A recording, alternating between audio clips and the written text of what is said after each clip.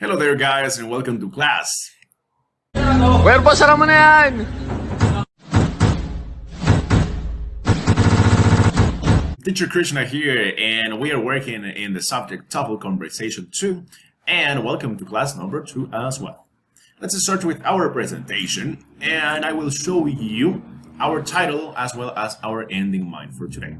Our title is Introduction to the Speaking Section, and the ending mind is the following. Discriminate the most relevant information about the TOEFL speaking section by making a summary and sharing the gathered information with the class. Today we have a very simple ending mind as well as a lesson. So I'm pretty sure you're going to have a lot of fun. Here you have the summary of the activities that you need to complete. Summarize the content from the YouTube video and share it with the class during the live session.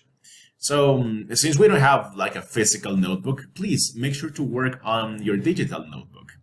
Anyways, you need to take into consideration the format that I gave you before, which will be including the date, the title, the ending mind, and then the rest of the content from the summary of the video that you're going to make right now. Okay?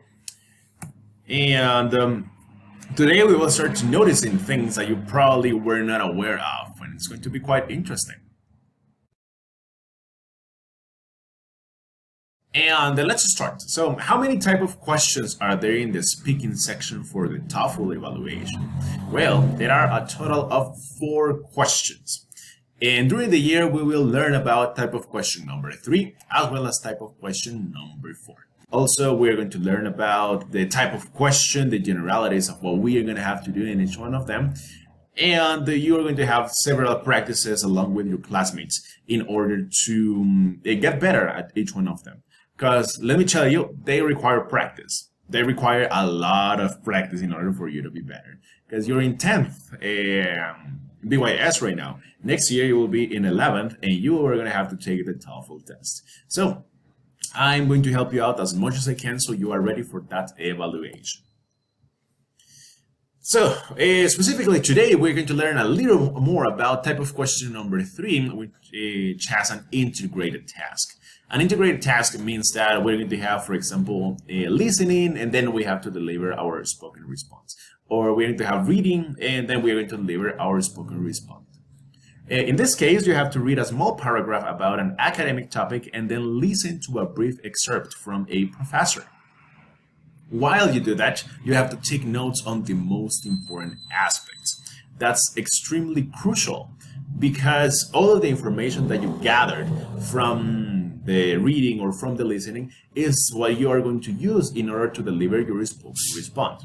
So while you listen to the excerpt from the professor and while you read, please make sure to have a piece of paper with you and a pen and write down the most important details.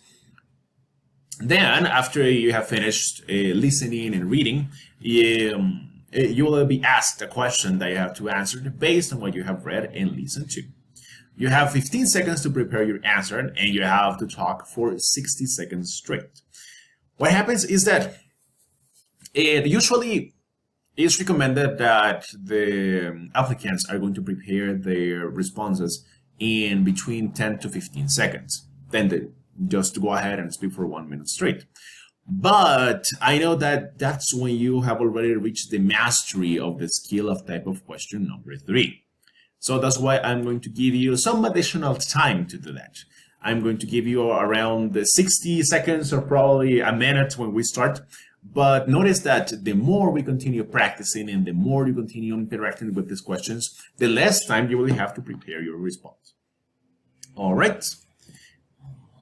And this is you when you notice you don't have a lot of information to remember about.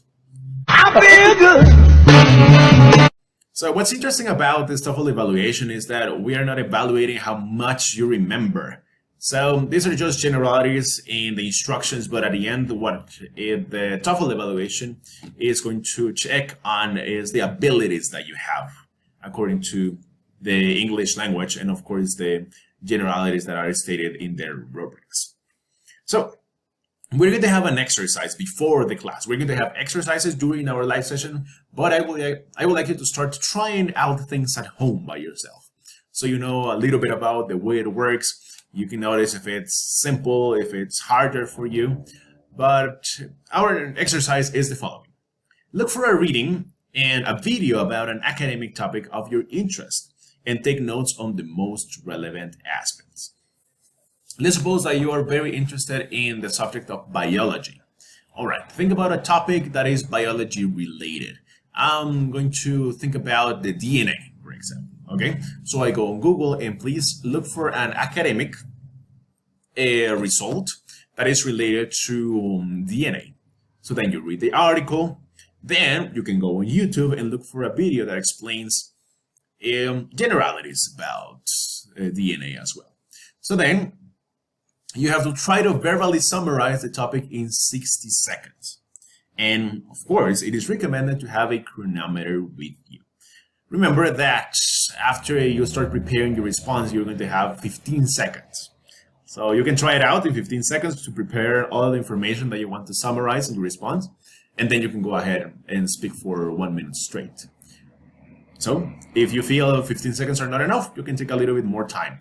But the most important thing is that you actually try stuff out, okay? And remember not to include your opinion during the response, but only the facts from the reading.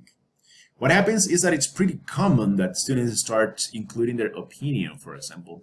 Well, talking about DNA again, they can start saying like, hey, when scientists started studying the DNA structure, they found out that it had a double helix. Then it was made of several phosphorus components and basically made of 4 nucleotides. So I think that the discovery was pretty nice in human history because it helped us out to develop this, and that. This is something that is incorrect, because what they are asking you to do in question number 3 is only to summarize, let's say. Summarize what you heard. They're not asking about, hey, what do you think about the discoveries of DNA? That's a whole different study.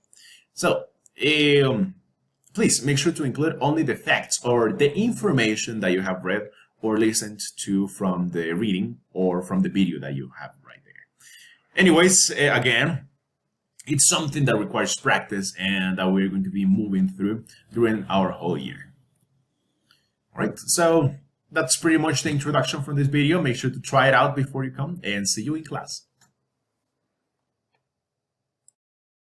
Bye, have a great time.